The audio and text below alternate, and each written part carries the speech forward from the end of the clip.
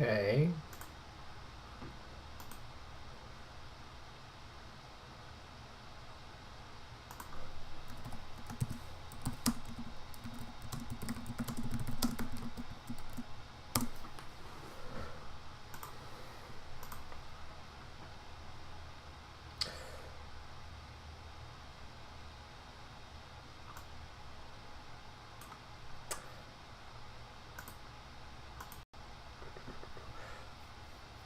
Okay, we have one person. Hi, one person.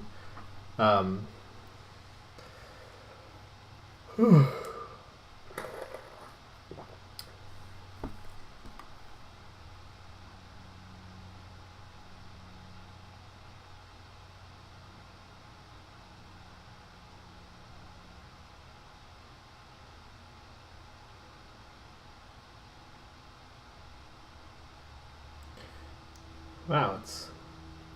Alright, I'm going to wait a few minutes just because... Hey! We have gone up 100% to 2 people.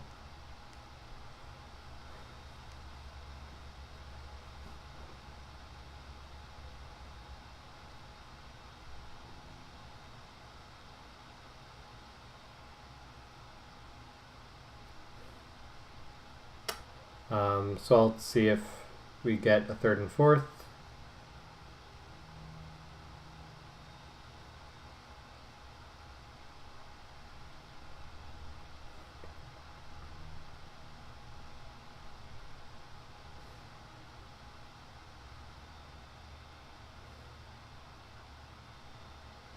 Okay. I might get started, and if people join, hooray. But, hi! Welcome to Thursday. Thank you for being cool about Thursday. I hope everybody has had a good week so far. Hope everybody's taking time to de-stress.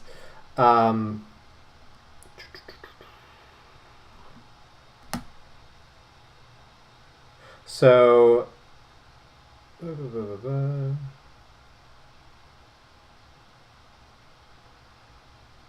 anyway, so, hope everybody's taking time to de-stress, and otherwise having a good week.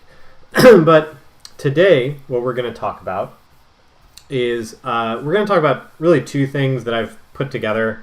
And they come from different sources and different workshops and books and things like that. So I'm going to start this by saying that, like any academic lecture, it's a bit of a summary of a broader work. And I've posted the link to the Acting for Animators workshop notes that I based a lot of this lecture on. So my recommendation... I put that in the Discord animation link share channel. So go look at that. But that would be a good... To get more of this, you really should look at that. I'm going to do my best to summarize and kind of blend things together. But hopefully, again, like I said, go check out the full thing. Because, no academic lecture is ever the full thing. And if you really want to master stuff like this, you should go, and check out the rest. But today, what we're going to talk about, like I said, is acting and another concept called force versus form. So, there we go. Oh, hello, third person. So, topics of discussion. By the way, I'm also not streaming my camera, both to save bandwidth because it's another GIF-heavy slideshow, but also because I've mentioned this before. The trees on the leaves on the tree that are outside my window have all already fallen off, so I'm getting very direct sunlight. And if you don't want pastel me, just beaming bright white light at you, it's for everybody's eyes except mine, which are being hit by the sun right now. But yeah, it'd be really hard to see anything of any real worth with me on the screen. So topics we're going to talk about today are, so 2 things really, acting for animators we're going to go over some concepts. And force versus form, which is the idea of animating with keeping like the forces of the human body, the forces acting on the human body in mind instead of just, drawing the picture with no thought of the physics that are being applied to a character's body. Hello, person number 4. One of the examples of this, so you'll see there's a picture there from Big Buck Bunny, which is a Blender Foundation movie from about 8 or 9 years ago. And the reason I have this there, where he's about to get hit by an acorn in the head, thrown by some nasty squirrels. Not that squirrels are nasty, but that these squirrels, actually I think it's 2 squirrels and a chinchilla, but they're just jerks. They're the bad guys of the movie. If you haven't seen it, go check it out. It's a really good cartoon. But this particular shot, I wasn't able to find a shot of the making of it. I think it's buried in some DVD extras, but I know one of the animators. I don't know the animator. I know that one of the animators for this shot filmed themselves getting hit in the head with tennis balls to use as a reference for the shot. So they acted, used visual reference and then, based their animation on that. So a lot of this is based on a book called Acting for Animators by Ed Hooks, which is in its 4th edition, and you should check it out. Again, this is a summary. That's the full shebang. The even fuller shebang is presumably in Ed Hooks' brain, but we don't really have access to that. But he wrote a book on it, so you should check out the book. From what I understand, it's a great book. I don't have it myself, but I've read parts of it, and what I've read is really awesome. So, let's talk about acting, and specifically, let's talk about why. What are the points of what are the goals of acting? And what are the, how does that apply to animation? So here's some quotes about acting, again from Hooks. Movement expresses a thought. Your job is to lead the audience. The best acting allows windows into the character. It's best to play an action until you have a reason to play another action. And, talking about motivation, why is the character doing the thing that they're doing? So when actors conceive of a character, they are not merely moving on stage. This is why actors are artists, and this is why one version of Hamlet can vary so differently from another. It's not the what's his name, the guy that directed the first Thor movie. This is gonna bug me. The Mel Gibson Hamlet is different from the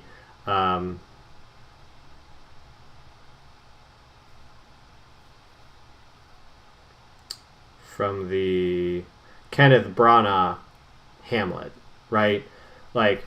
It's not just because they have different sets or different actors. It's that, Kenneth Branagh is going to maybe put a spin on Hamlet where he's thinking one thing, and the Mel Gibson Hamlet has another spin to it, right? And you are developing that character internally, and then expressing that through the movement and expression decisions that you as an actor make. And you have to think about what is motivating that character as you're doing these motions. So it says it's best to play an action until you have a reason to play another action. Basically, the way that you would think about acting as characters is you want to think about I'm doing one thing because my emotions at this moment are this, and then when the emotions change, you change your action. So really, it's when actors talk about acting, they talk about internals and externals. And internals are the emotions and the personality of the character. They're the inner life of the character. And the the externals are the character's poses and facial expressions, which are driven by these thoughts and emotions. Now, that makes a lot of sense, but why this is of particular interest to us is that as animators, there's a bit of a paradox here. You see, animators are actors, but we are not actors in that we are getting up on a stage and acting as our characters. We are acting through drawings and through 3D models that we pose and through these like other, beings that we are creating. And we work in externals because we are not, on the stage doing these things ourselves. We work in the poses, in the expressions, what you would call the externals. An actor, would think of these as just sort of like the exhaust coming from the engine of like their internal emotional state that they are crafting for the character. So an actor is thinking of they're doing all the work internally and then behaving as a product of that internal thing, and that's how they act. As animators, we are working, our stock in trade is the external. So there's a paradox there. We are approaching acting from the opposite direction, but we still need to think about what is this character thinking, doing, what are they motivated by? So the other thing that's difficult, so I've been asked, in this class, like how long does it take you to do some of these animations you're doing? Because I've been sharing them in the Share Your Work to give you an idea of like what I'm doing in my professional life as I build out, as I do my animations. And, I've been asked like, how long does this take you? And, like the one Bosco animation took about like 3 weeks, right? The dragon. And what's important about that is that, and this goes along with like something that we've seen in the in some of the case studies. So if you look at that one case study where the animator on Aladdin like flipped through his drawings of Aladdin moving and was like, this took me 3 weeks, and it's like 6 seconds of animation. So that's kind of on the mark for how long it takes to do 5 or 6 seconds. And the thing about being an animator is that think about like if 6 seconds of animation takes you 3 weeks. So like 6 seconds of acting is 6 seconds of acting, right? So you can hold a motivation and an emotion for 6 seconds. But, assuming that you have a 9-to-5 job and, you come in every day and you work on your animation, and you're working over 3 weeks on that 6 seconds of drawings, you are having to 9 to 5 come in, put yourself in that emotional state of that character, in that motivation, and key up that performance every day. So you have to sustain that performance over weeks, and you have to like basically go home, come back, go home, come back, and like continue working on it. So that's why like it's very different to act through animation because you are spending time producing the animation. So you have to really come up with some reason to keep that emotion and action going. Now, the thing that will help you with that is your pre-production materials, your storyboards, your script, your any character design stuff that you've done where you kind of log their animation, their who they are, and we'll talk about that in a second. But you have to try to put yourself in the place where it's like, oh yeah, I'm making him like angry about this or something like that. So, and again, this is like kind of an abbreviation of the notes that I posted in the animation link share, so please go check them out. But one of the points that Hooks emphasizes is the idea of empathy. You're ultimately trying to build empathy for character in the audience. So like the audience should feel empathy for the character on the stage, on the screen, whether that be through the dialogue, whether that be through the body language, through the actions, things like that. That's what you're ultimately trying to do. And again, with your animation, you're trying to do that through how you draw and animate a character. So when you're doing your animating performance, one thing that they tell you to do is think about the character survival. What are they trying to do to survive? And that's not to say that you need to work entirely in like Jack London cartoon adaptations of Jack London novels. But which if you don't know, like he did a lot of adventure and Arctic, stories and things like that. But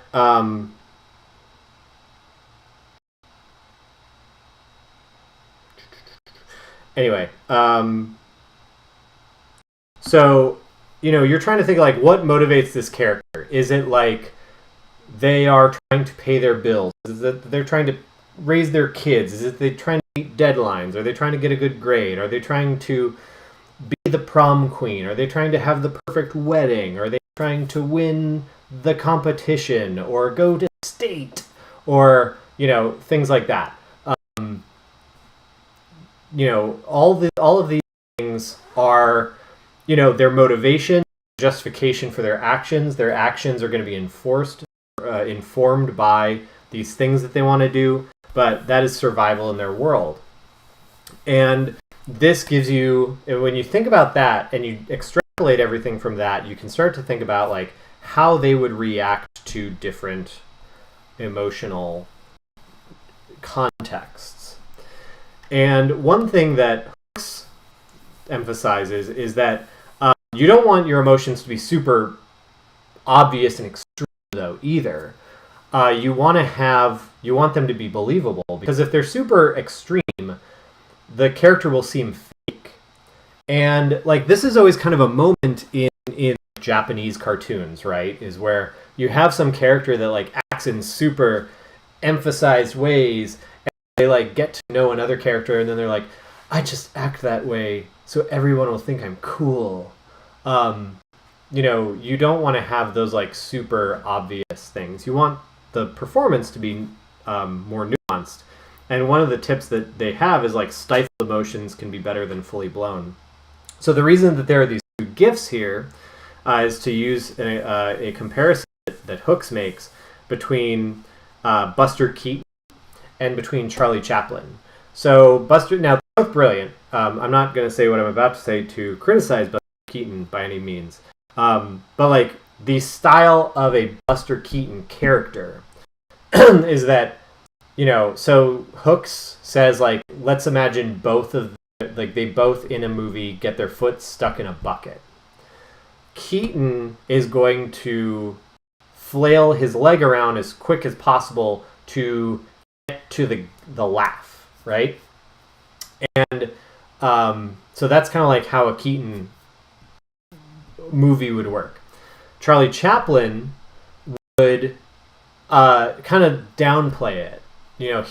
He'd act like more initially like surprised, not want to like express too much emotion over getting his foot stuck in a bucket.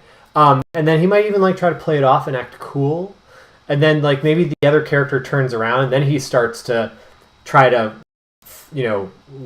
shake his foot to get it off. But then the character turns around again, he's just like playing it cool again.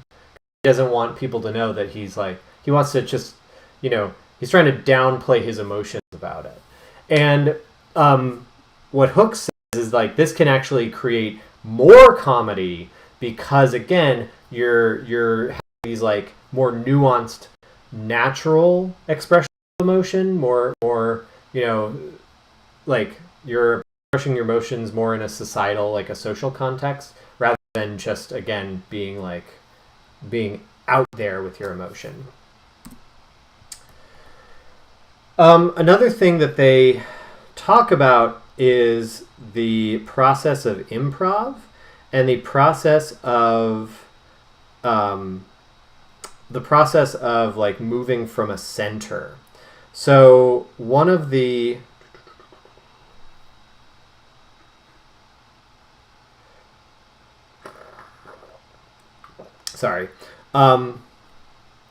so they talk about like what are some of the keys for improv, and the keys for improv can help you come up with your that's not to say everything you do must be improv, but the keys to that process. So improv is like a form of acting where you don't really have a script, you just kind of make stuff up. And one of the tips that they have for it is think about where the power center of a movement comes from, and then think about status transactions between characters. So what they mean by the center of movement is, okay, so if your character moves with their hips, then they're walking like a supermodel, or they're moving like Jagger moves like Jagger. If the power center is in the character's chin, maybe they're a king or queen, and they move like with their chin held high and forward. The power center is in a character's chest. You're a boxer, you're Superman or Batman, you're kind of brawny. If it's in the character's forehead, maybe they're like an academic and they're thinking really hard, and their head is bowed, but they're like deep in thought, not like sad. Head is down. And then if the character's center is in their belly, they're kind of, they're little chubby, and they're like, maybe they say John Goodman, but John Goodman's not really that chubby anymore. They have, but maybe they just kind of like bounce more. So that can help you like determine how it's like the kernel that drives their movement. What is that power center that will make their movement go forward?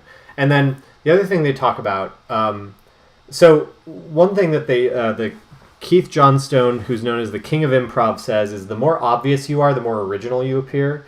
So sometimes like these improv-based movements that you can use in your animations are just like super obvious and kind of on the nose, but they're also like, I use the expression Occam's razor, and I'm pretty sure, if I'm remembering that correctly, Occam's razor is like the best solution is like the most obvious one.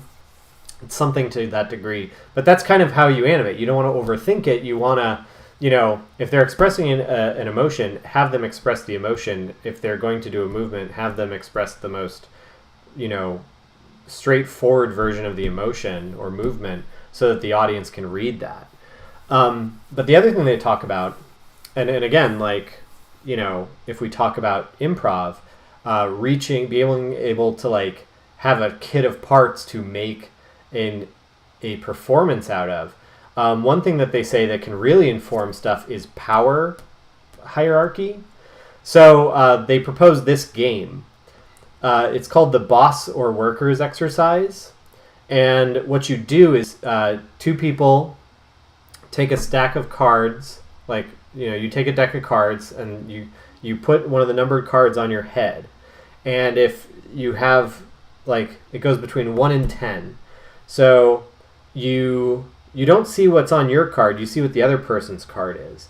And so let's say the other person has a 10, you would start like, you're supposed to start, kind of acting sort of submissive to them, like, hey, what can I get you?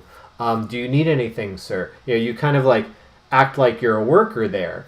And then the other person is supposed to like key into how you're treating them, but they're also supposed to like look at your card and key into what you're doing. So if you're a 1 and they're a 10,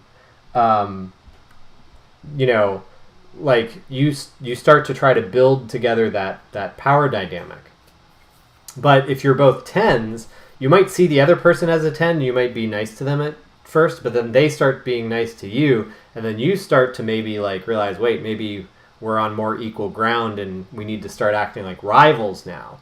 So it's a game that it's hidden information, in that you don't know what your card is, but you have to read the other person's behaviors and then also kind of like make up acting and dialogue based on that. But that's how it plays out, is that, improvisation can be like, that's a way to create a character, is by thinking about the power relations between them. The other thing they talk about is when you're not just doing improv, when you are analyzing a character and developing a character, you can you want to think about who they are at a very deep level. And I've talked about this before. I've talked about, people I've known who are actors who really...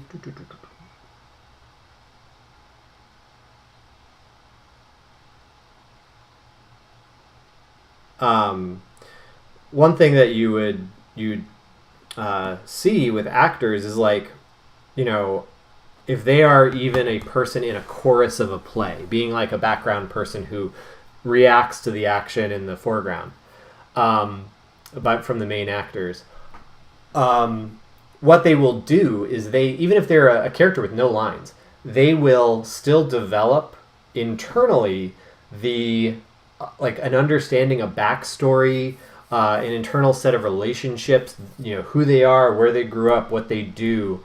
They'll understand all of that because the idea is that it's supposed to inform their performance and, give them some sort of grounding for like when they have to react, what's the emotion that they're going to do? Are they going to react kind of extremely? Are they going to be more nuanced about it?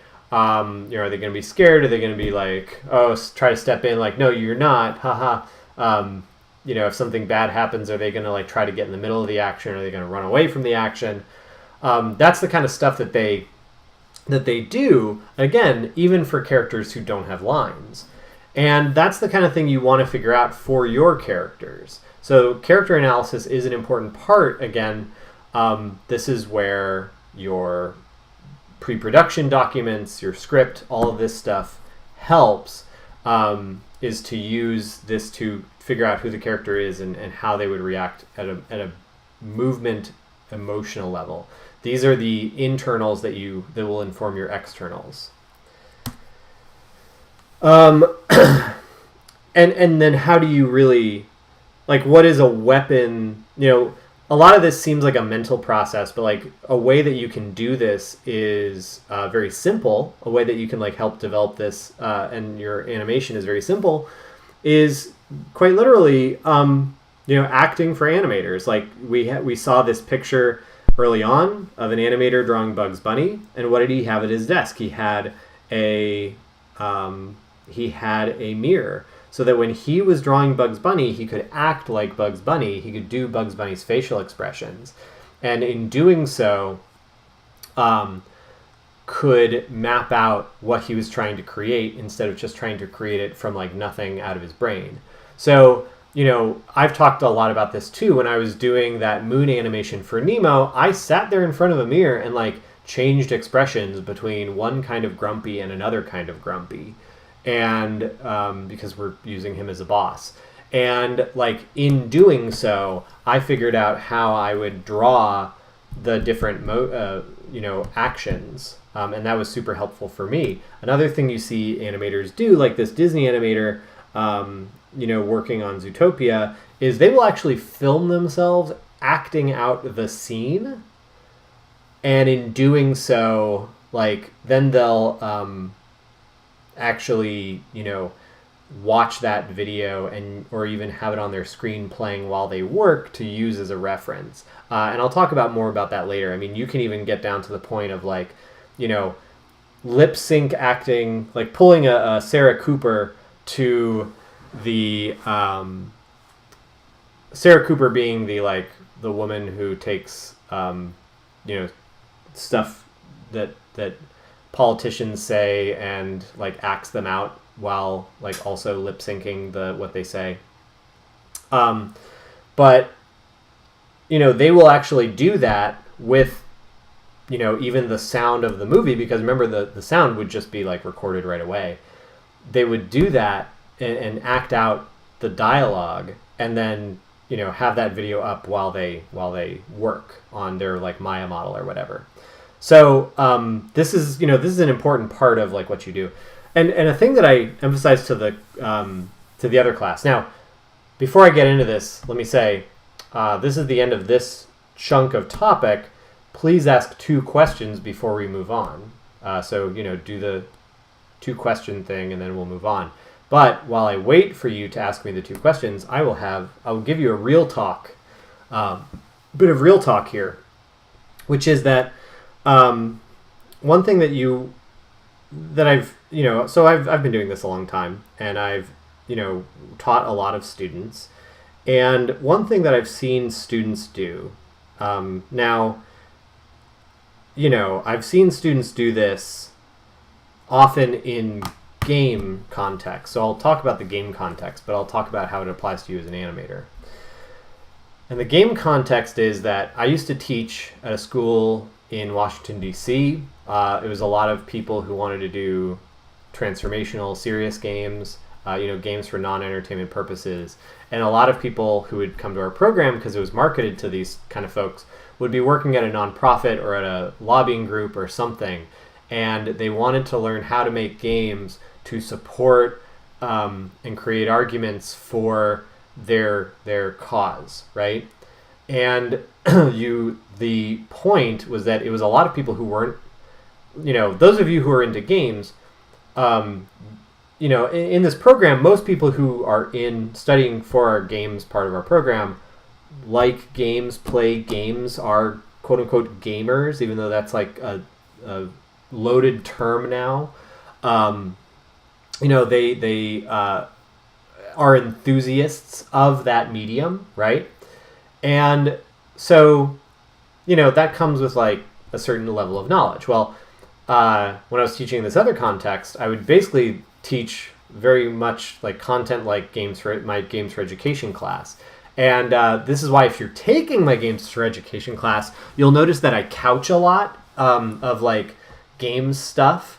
And the reason for that is because I am used to being in this context where people are like hesitant to be in games. They're like, I want to learn how to make games, but I don't want to play games. And the thing about that is that, and I try to convince people, and this is where it gets to the actual point, and I'll switch over to animation in a second, is that I have to remind them, I'm like, look, whatever social hang-ups you may have about a medium, based on your friends, based on high school, based on whatever, wherever this comes from, social pressures, whatever, you're paying money to be here to learn about this content. There is a bunch of previous works that exist that are successful in different ways. It's your job, if you want to be a good person, a good member of this industry, and a person who makes quality things, to engage this medium and understand it.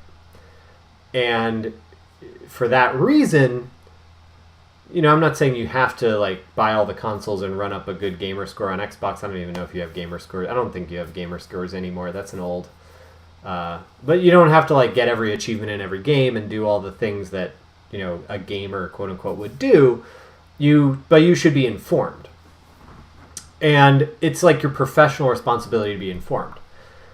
What I get with animators, in a similar vein, is that the animators will be like, well, I don't want to look stupid. And it's like, why not? One, if you take a video of yourself doing this, you don't have to show anybody.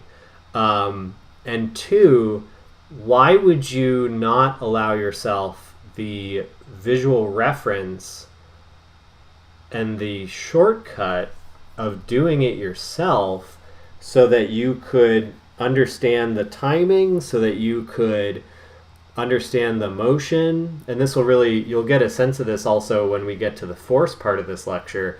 You're shooting yourself in the foot. So, it's almost like your professional responsibility. It helps you in your job to be a dork. So, let yourself be kind of a dork. And, if you want to think of it as being a dork, but otherwise, like, it's just a good thing to do for your job. So, like, don't be afraid to do this kind of work. So, anyway,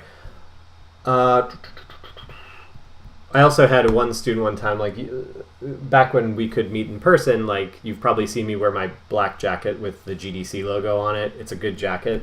GDC has nice stuff. But that's, like, my favorite jacket, right?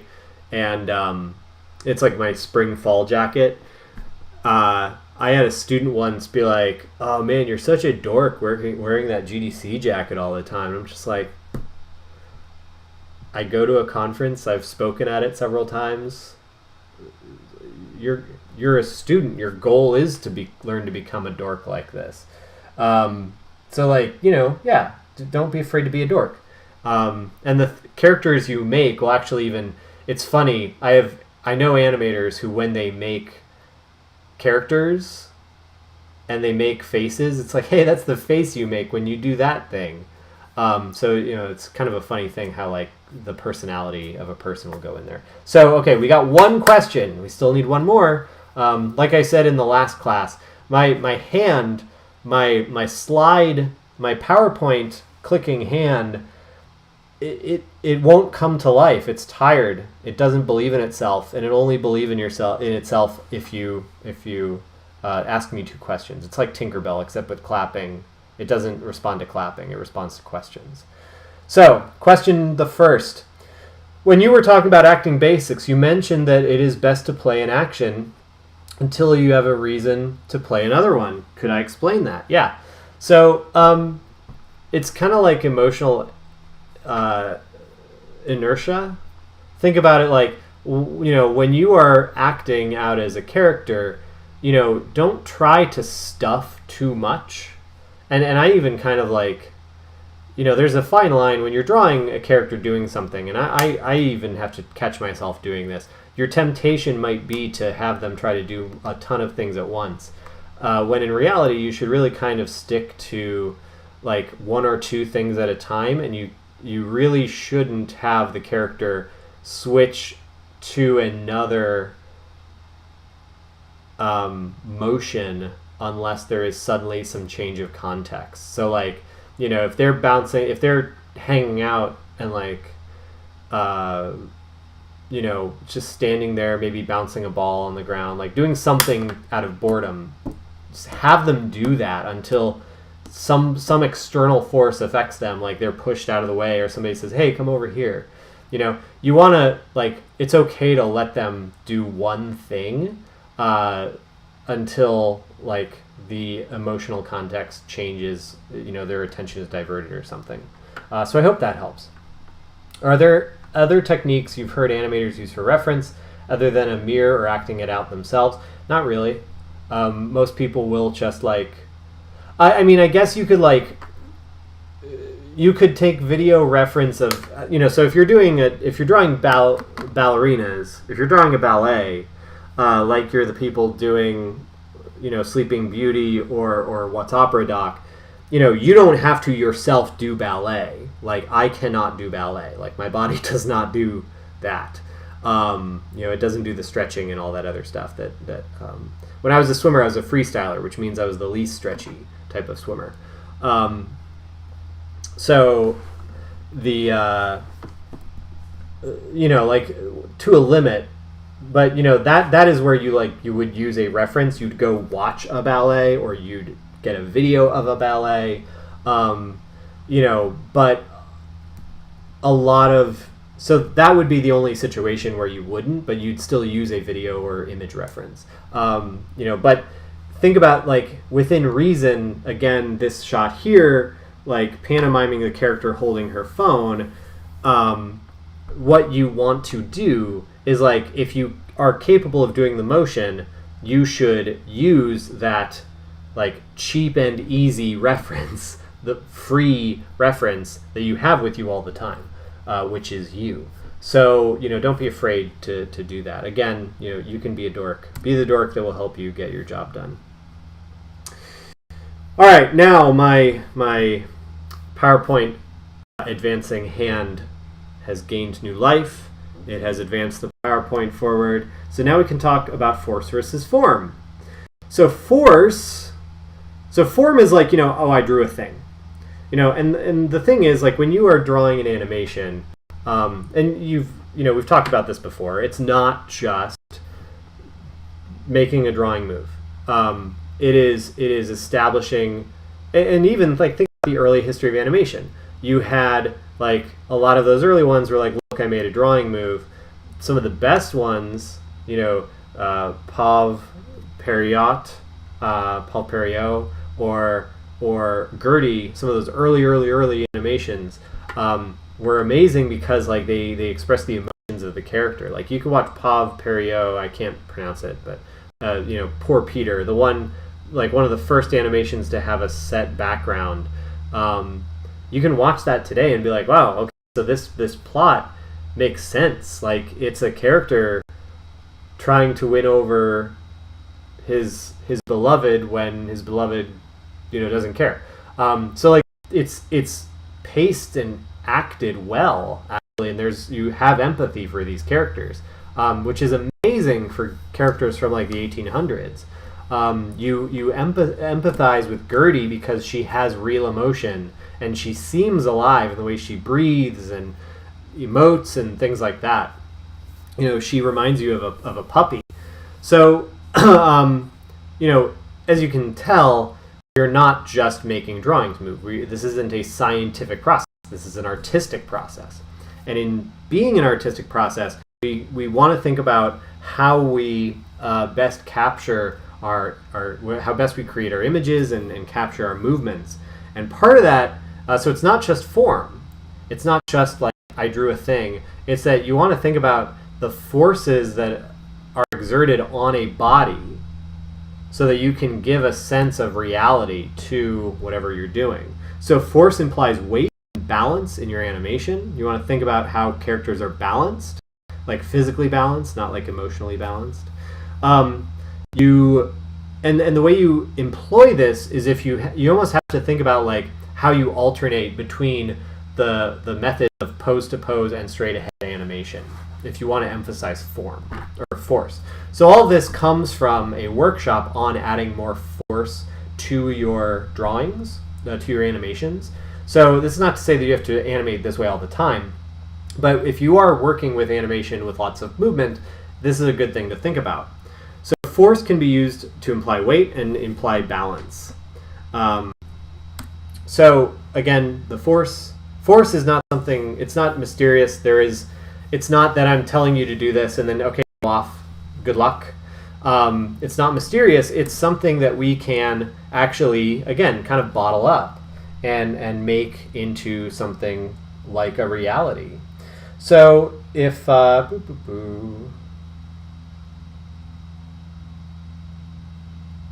check something.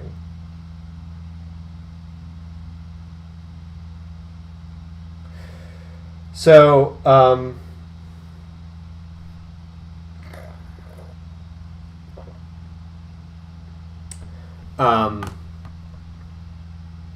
so force are the physical forces that move through your body as you move. And a way to think about, again, if you are doing it, this is not every motion. This is like if you are doing some like movement though, a way to think about this is like, you want to emphasize the forces on the body in your key poses by using almost like an evolution of the key pose called an extreme. And that's, again, not like extreme, do the do. It's, the extreme being a sort of like pushed pose to react to forces, if that makes sense. So this is almost like extending our principles of animation to include accounting for more physicality. So what the author of this workshop recommends, and this is, is from a workshop session created by Don Graham and inspired by work from Bill Tytla from Walt Disney. And then there's also this book by Michael Mattesi called Force, which I would say pick up. I have it. It's awesome. It's a great reference book. But, you want to think about when you are doing your keyframes, how are those key poses reacting, like showing the forces that are happening within or around the body? How are they showing a body in physical balance rather than, and this comes down to your drawing. I mean, this is almost like, let's take, the principles of like solid drawing and oh wow, why am I blanking on the principles of animation all of a sudden? um, it's taking your principles of animation and kind of ramping some of them up to an extreme. But it's you have your pose to pose and straight ahead. If you do your pose to pose with your keyframes based on also expressing the forces, like acknowledging the forces on the body, and you can do that in everything from a walk cycle to like the character's throwing a baseball or swinging an axe, right? If you're taking those into account as you pose a character, and then when you do your main key poses and even your breakdowns, and then you fill in the in-betweens with straight ahead, trying to interpolate between like where the force is going over the course of a motion, then you're able to like your that method can actually have like more realism to it, because you will have captured like your body will feel more real in your animation, because you are the physical forces are actually like impacting the character. So what does this mean? I'm realizing that like you need some visual references here. So here we have a body like doing a twist in kind of a dynamic pose, right? And we want to think about like, okay, where is this body going? So let's say that like it's throwing something, or it's in a fight, or it's turning around, like it's shocked, like it was doing something, and then like it's a superhero and the superhero's flying, and then something, it heard a big explosion, and so you have this like sudden shift, and the character's like turning. So think about like what are the forces being exerted upon or being exerted by the body. So to be in balance, you have to think about like what are the opposing forces. If the character is like winding up with their upper body, how is their lower body compensating for that wind up? And that's one thing that you want to think about when you are building a motion, even in 3D. And I like the middle one in particular because it's so easy to read. But like, imagine that it is, swinging an axe. Actually, this is three parts of the same motion. Sorry, but here we have like maybe a character swinging an axe, right? And that middle pose is really important because it's about when they are about to swing the axe. And, the axe is heavy. Is that an axe or like a mace? It's a thing. They're about to swing the weapon. The weapon is heavy. The weapon is drawing them backward. But they're also trying to get lots of power behind the swing. So the upper body is tilted backward. The lower body is pushed forward to try to to maintain the balance on that character. Likewise, like when the body spins around on follow through, the upper body goes with it. The lower body is trying to compensate and keep still. So you can think about, when you are having if you're just doing this with the arm, you're not doing enough. You need to do like the whole body, and you need to have the body react to the reality, quote unquote, of this thing to get a really good sense of what that motion is. And this can, again, apply to a lot of different... So this is like straight ahead pose to pose taken to a kind of extreme workflow, but then also incorporating solid drawing. That was what I was trying to say before. So like, look at all these different poses on these characters here. Some of them are really extreme poses. Some of them are like I'm doing gymnastics or I'm in a fight. But some of them are just kind of like standing. And, if you were to draw a center line down the middle of a character, the mass of a character, if there's an equal amount of mass on either side, then you are creating a sense of balance. And by that I mean literally the character is balanced, could stand up. If we look on the right side, there's the blue drawings, and I don't know if you can see my mouse, but there's one where the character has like is slipping on the banana peel and is arched backward. That one is actually in balance. The momentum is eventually going to make him like tumble backward, but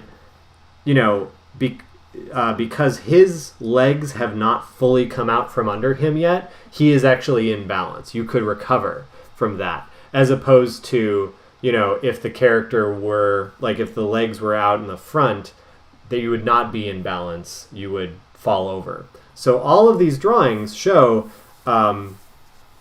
characters whose weight is equally distributed in the pose they're in, such that they can sustain the pose. And the same happens when you are having a character interact with objects. So we actually, when we were, I've been on some interviews for animation faculty, and one person that we had come in, and I'm actually really bummed that we couldn't have hired him. It didn't work out for reasons, but we ask our faculty coming in to do a animation of picking up and throwing an object, as an animation test. And this one person came in and was like, well, what I did was I filmed myself at the gym picking up a really heavy medicine ball and then throwing it. And he took that, he set up his camera at an angle that would be similar to what he'd be doing the animation at. And then he he did the motion himself.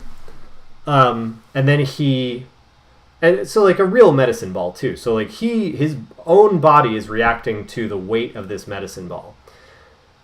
And then he put that video into the computer, drew over it with like Photoshop or After Effects or something, like basically did a paint over of it to draw out some poses, and really kind of see like how the animated version of this would be.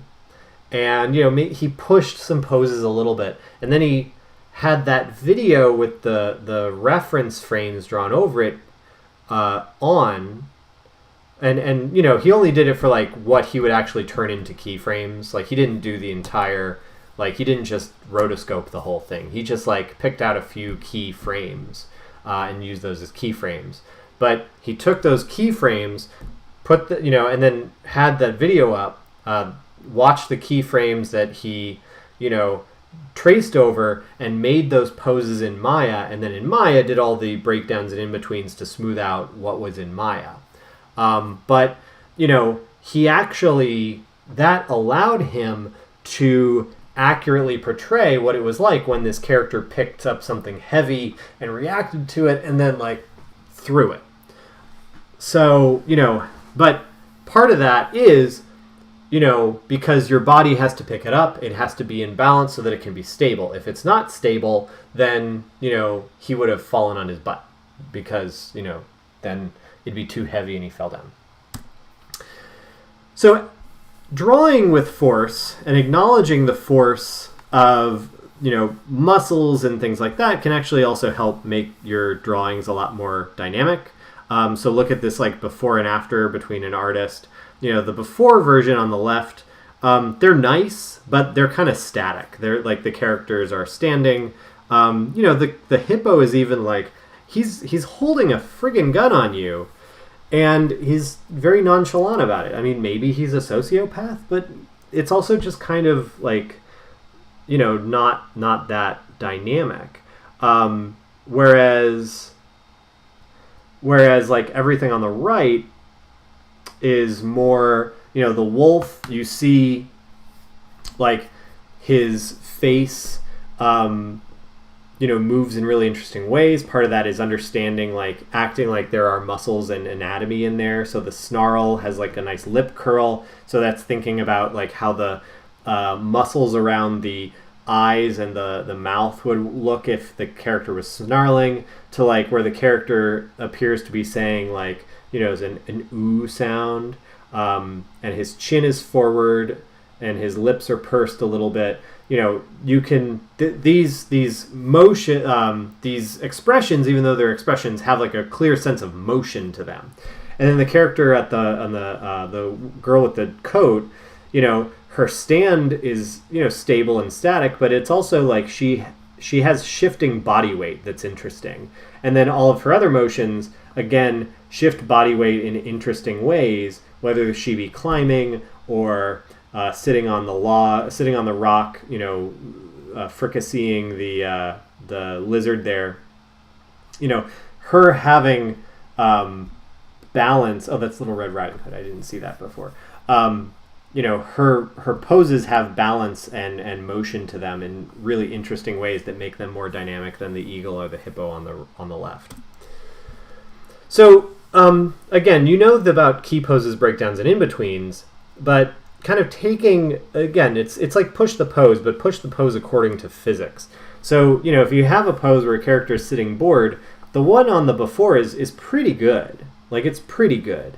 But the one on the after is better because the character is, like, leaning more with their body. The head is leaning more. Their head is, like, the face, like, the cheeks are, and the eye muscles are going into the hand a little bit more. There's a little more distortion, and the knees are coming together in a way where the body is, like, it's selling the idea of boredom by how it is, like, showing the body basically, like, flopped a little bit more. So, that would be the difference between a key pose and an extreme, which is like where you use physics to push the pose.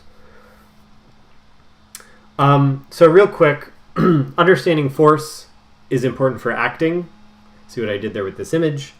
So there's this movement analysis method called Laban. And understanding movement is really important for establishing character. And it's important for understanding how forces might be applied to motions of different types. So if you can think about motions having 4 elements, space, time, and weight, being like the drivers here. And then flow is just like how motions flow into one another, how motions, like, you build a motion with space, time, and weight, and then by linking motions, you create a flow or an action. When you think of space, you want to think about, and there will be a handy-dandy chart for this in a second. You want to think about, so space, planning out a motion and its spacing. Is the motion direct, meaning that the motion will move from its start to its endpoint really quickly and directly? Or is the motion indirect, meaning that it kind of meanders to its endpoint? So, are the in-betweens between 2 keyframes going to be like directly moving in between them? Or is it going to be kind of like slowly in between them? So think about a fast walk where you're trying to get somewhere because you're late for class versus earless dog looking proud of himself that we've seen so many times. Earless dog looking proud of himself slows in and slows out between the keyframes and kind of like, savors looking kind of full of himself, right? So that would be more indirect. He's kind of like dipping down, coming up, dipping down, coming up, instead of being like, oh crap, I bet the class is starting. They're going to close the doors soon. So, that's the difference, like 2 walk cycles for 2 different purposes. And again, think about that. What is your character's survival? The survival is that earless dog wants to, be like, hey, everybody, look how awesome I am. Student late for class wants to be like, oh crap, I'm late for class. My survival in college, which is my grade, might hinge on me being not late for class. So time, again, is this action fast or slow? That's easy. We've talked about that. And then weight, is it heavy downward force or light upward force? And then the other thing you want to think about is the action sudden or sustained? And that means, like, does the action happen quickly or over time? And here's a chart that you can use to figure out, like, what, think about this when you think about your motion. So ignore the ones where it says, like, glide, flick, float, slash, those are examples of actions. If we take those out, you have at the ends of these compass directions here, you have direct versus indirect, light versus heavy. And then each quadrant created by those has sudden and sustained.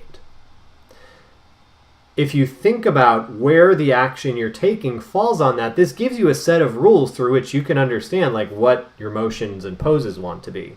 So so let's use those ones in the middle to understand, like, so if your character is gliding is sustained. So when I animate Nemo using his gliding power, because that's going to be his superpower in the game, that is a sustained motion. It's meant to loop, and it's sustained over time until the player decides to not use it anymore.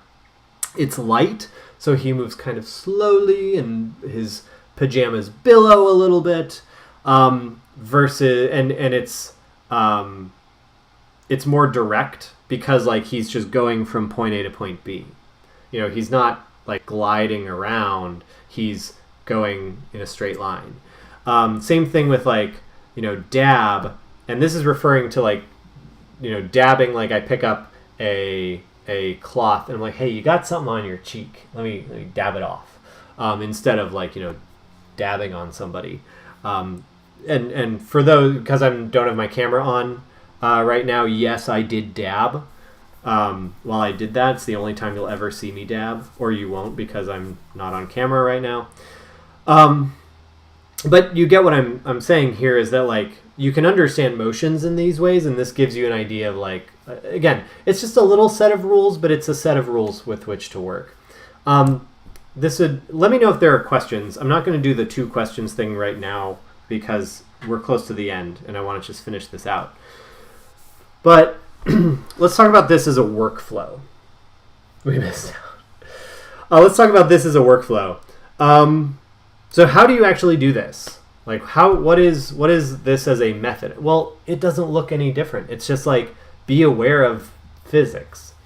So, the workflow, like this is any good animation workflow. First of all, sketch your animation. Now, where sketching helps with motion is like, draw the arcs of the body's motion. Oh, that's what I was going to say. It wasn't that it was, well, it's pose to pose, and it's like a really real way of integrating pose to pose and straight ahead. But I was also going to say it's like force is like, imagine the principles of arcs and the principles of solid drawing kind of pushed to a more extreme worked out way. I guess, that's what I was going to go for. So this is where your, sketching helps. Is like you can draw big swoopy arcs to understand, and like, those little helper lines, like a center line to maintain balance and things like that. You can do that in a sketch. Sketching is great, but sketch, and you'd call this thumbnails. Like, so these are thumbnails of Dr. Pill from Little Nemo. So plan out your animation. And sometimes those planned things, like here, can just become your keyframes. You can transfer them into your you can draw them like I did with this in Blender, and that becomes your keyframes. Or the sketches can also come from a filmed version of yourself, and again, that can help you plan your motion out. So after you do that, then you actually, I'd sit down at Blender, you'd sit down with Maya, and you do what's called a blocking pass, where you just do your key poses. So this is pose to pose. But because you're drawing your key poses out or acting them out with a sense of like, let me make sure the physics and balance of this look right, instead of trying to do it in your like nice final drawings. Even then, really, this all happens in pencils and rough, so it's not final drawings. But, do your key poses first to last, okay? And then do not do extremes, or do not do breakdowns. So, when you're doing this, do not do breakdowns. Think about principles during blocking pass. I mean, think about principles anytime you're animating, but this is where you want to really emphasize the principles, is like on those key poses. Your squash and stretches, your all that other stuff.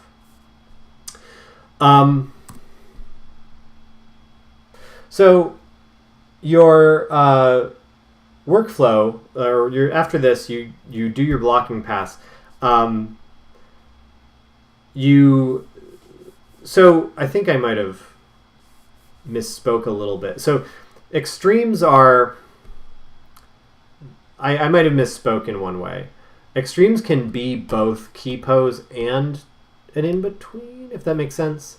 I've actually done a thing where like I've taken the key pose, but then I've made an extreme version of it as the next frame to kind of like punch it a little bit. It kind of depends on which way you go. Mostly I do key poses, sometimes are the physical ones, but it's kind of up to you. It's almost like, again, extreme breakdowns, which you can certainly use, but mostly, you can do them when you are doing just like full physical stuff. You can do them as key poses. Anyway, so after the first blocking pass, then you start building your breakdowns. So like you start kind of, doing all this, the drawings that go in between things. And then the refining pass is about, like continuing to further work on your in-betweens. Now, through all this, you can adjust where your frames are in timing and add more in-betweens to get the timing you want. Refining pass is about overlapping action. So I'm adding the inks here for clarity, so because that's where I like did the tails on his jacket and things like that. But the refining pass is about like taking a look at your so this is after you started adding in-betweens in the second pass. The refining pass is where then you start to really think about like, okay, now I'm going to add the shirt tails or the cloth or the hat or the ears or whatever, or the tail. So again, it goes, draw your key poses, some of which will be extremes. If your extreme is not your key pose, you'll start on your second pass to add those extremes if you are using extreme breakdowns. The times when you'd want to use extremes for breakdowns or in-betweens are where it's almost like the extreme comes with more follow-through, like the axe kept going when the body stopped or something like that. But second pass is where you start to add all those in-betweens and things. Refining pass is where you're, again, making them look nice. And then third pass is like, play it a few times, take another look at the balance and weight, and adjust your drawing. Again, which is super easy in Blender because you have the sculpt tool, which I like a lot. But even then you can just like maybe do a, erase or do another drawing in your in-between to adjust. And then polish is, again, figure out like, an example was when I was doing the moon, I had the craters on the moon, which would be like, his freckles or something, just kind of like moving around. But polishing was like, oh, well, let me make them move in arcs so that it's smoother. Here is like where you want to check the arcs. Now, again, all of this is in rough or pencil, because you're developing motion and forces here. You're not developing like the inks and paints. That's actually just like another phase where you make it pretty and finalized. The only reason that there are two inked frames here is because those were the ones that were done for concept art, and then I just like interpolated, or I built out the rest of the animation. But polish is where you kind of like smooth everything out, make the motion nice, make the forces feel good. And then you get to a final. You ink and paint after, because ink and paint should just almost be like robotic, because, well, at any time, because really all you're doing is tracing over stuff that's already been worked out. So that's it. Are there any questions? Now, we have enough time that I can do 2 questions, so please give me 2 questions.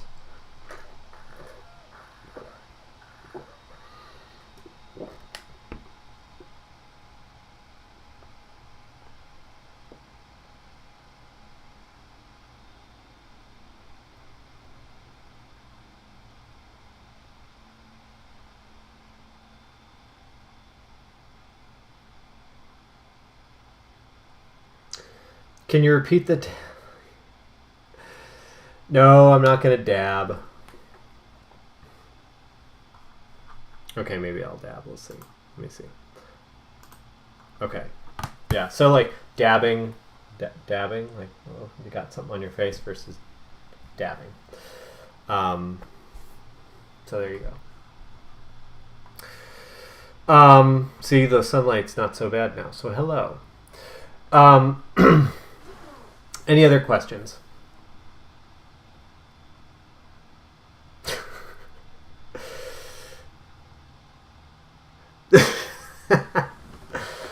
I don't know. What else is there?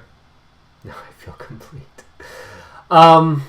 Yeah, I don't know. That's it.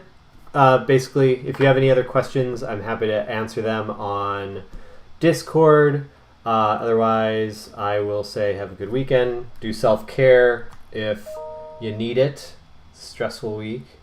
Somebody asked me at the end of the last class, like, how is our Halloween? And I was just like, oh yeah, it was Halloween like a few days ago. What's up with that? So, yeah. Anyway, see you later and have a good one.